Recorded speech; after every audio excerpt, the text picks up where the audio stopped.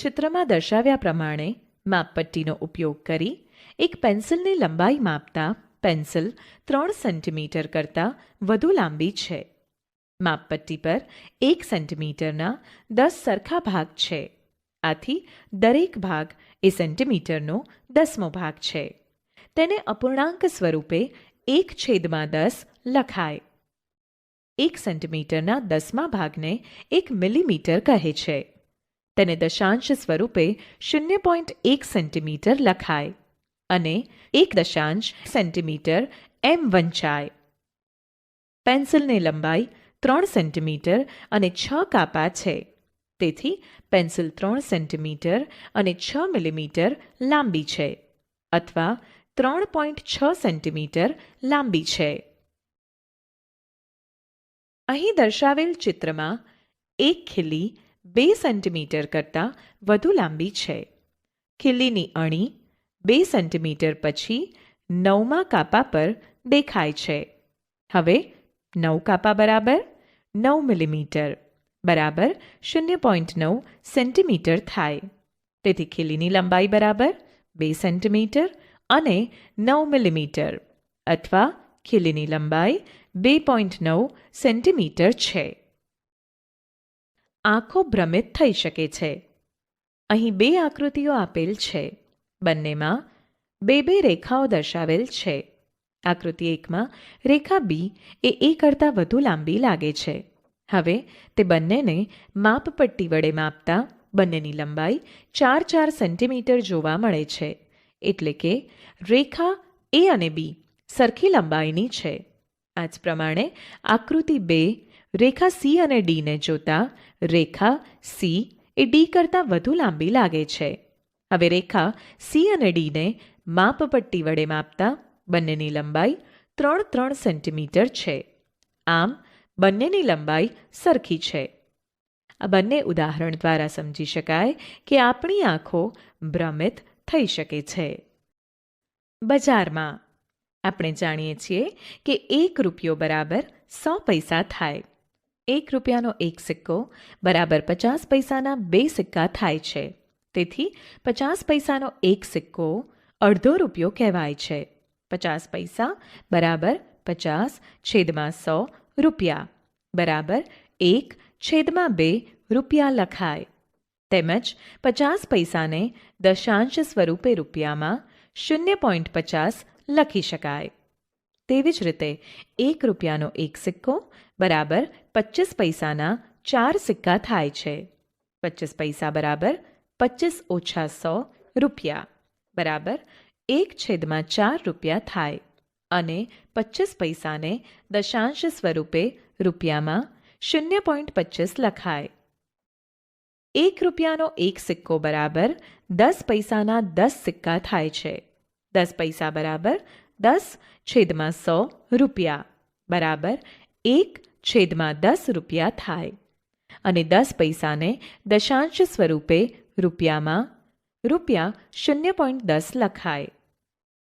1 રૂપિયાનો એક સિક્કો બરાબર 5 પૈસાના 20 સિક્કા થાય છે. 5 પૈસા બરાબર 5/100 રૂપિયા.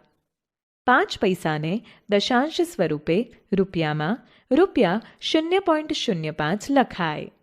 75 પૈસા બરાબર 75/100 રૂપિયા બરાબર 3/4 રૂપિયા થાય અને 75 પૈસાને દશાંશ સ્વરૂપે રૂપિયામાં રૂપિયા 0.75 લખાય તથા 99 પૈસા બરાબર 99/100 રૂપિયા થાય અને 99 પૈસાને દશાંશ સ્વરૂપે રૂપિયા 0.99 લખાય. ઉદાહરણ: અરુણ પાસે 5 રૂપિયાનો એક સિક્કો, 1 રૂપિયાના 2 સિક્કા તથા 50 પૈસાના 4 સિક્કા છે.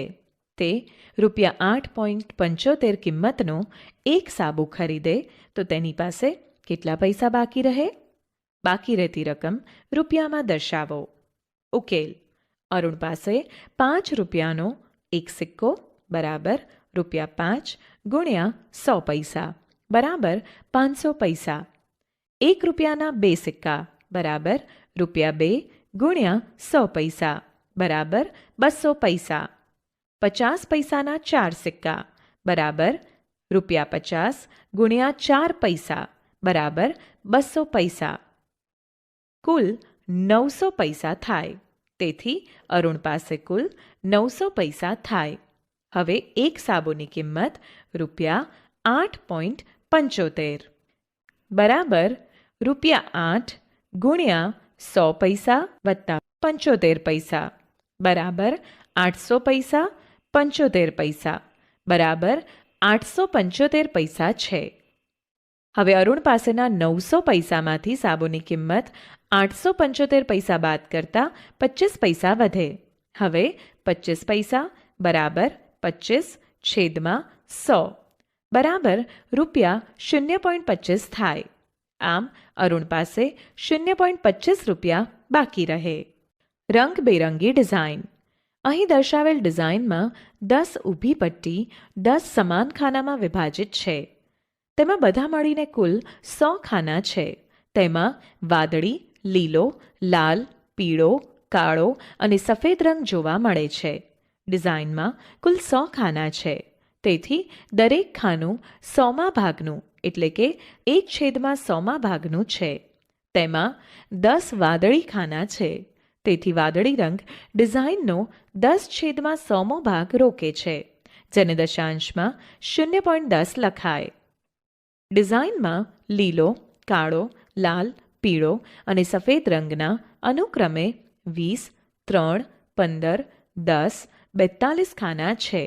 તેથી અનુક્રમે ડિઝાઇનનો 20/100, 3/100, 15/100, 10/100 અને 42/100મો ભાગ રોકે છે. તે દરેકને દશાંશ સ્વરૂપે અનુક્રમે 0.20, 0.03, 0.15, 0.10 અને 0.42 લખાય. મીટર અને સેન્ટીમીટર.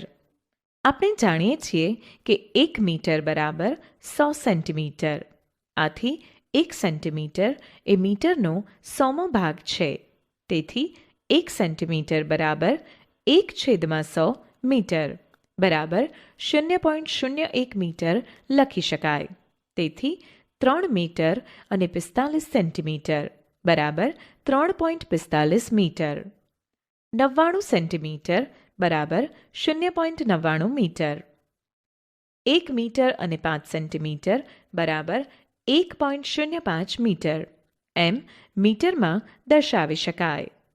ઉદાહરણ: સરસ્વતી મંદિર શાળાના રમતોત્સવમાં લાંબી કૂદમાં ટીનાએ 3.05 મીટર અને રેહાનાએ 4.50 મીટર લાંબો કૂદકો લગાવ્યો.